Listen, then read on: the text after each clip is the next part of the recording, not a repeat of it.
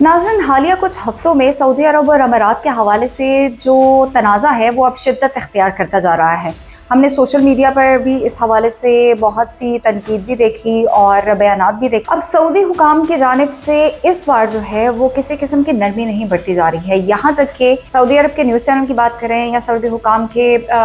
Social media handlers की बात करें, बाकायदा तौर पर वहाँ पर कहा गया है कि अब अमारात की जो हुकूमत है, अमारात की क़यादत है,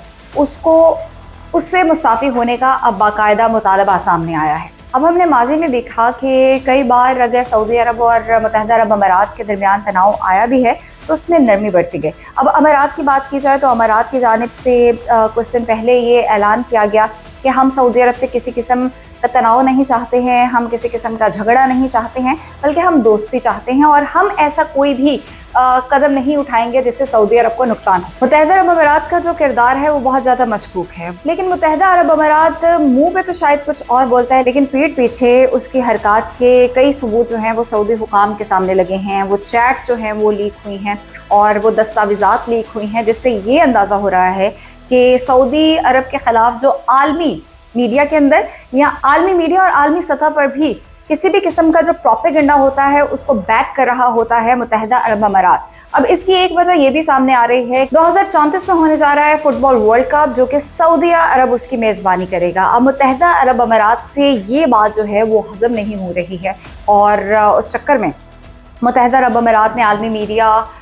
को हवा दी और अंदर खाने जो है वो प्रोपेगेंडा क्रिएट किया। और जो हमने भी देखा कि रिसेंट पोस्ट वगैरह जो सोशल मीडिया पे सामने आई हैं उनमें जो एक चीज़ सबसे बड़ी फैलाई गई, क्योंकि आलमी टीम जो हैं वो वर्ल्ड कप में आएंगी तो उन्होंने जी ये बात कह दी कि वहाँ पे अल्कोहल का इस्तेमाल तो होने नहीं दिया जाएगा, बड़ा कंजर्वेटिव मुल्क है, हमारे खिलाड़ी जो हैं वो ठीक से वहाँ रह नहीं सकेंगे, उनको सहूलियात जो उनको चाहिए वो नहीं मिल सकेंगी। इस तरह की बहुत ज़्यादा प्रोपेगेंडा जो है वो सोशल मीडिया पर फैलाया गया और इस बात का सबूत सामने आया है कि इसके पीछे भी मुत्तहिदा अरब अमारात है। अब सयाहत के हवाले से या तरक्की के हवाले से सऊदी अरब जो है वो जिस तरह आगे बढ़ रहा है, अब मुत्तहिदा अरब अमारात को माहिरीन कह रहे हैं कि ये चीज़ हजम नहीं हो रही है और सऊदी अरब की वो तरक्की जो है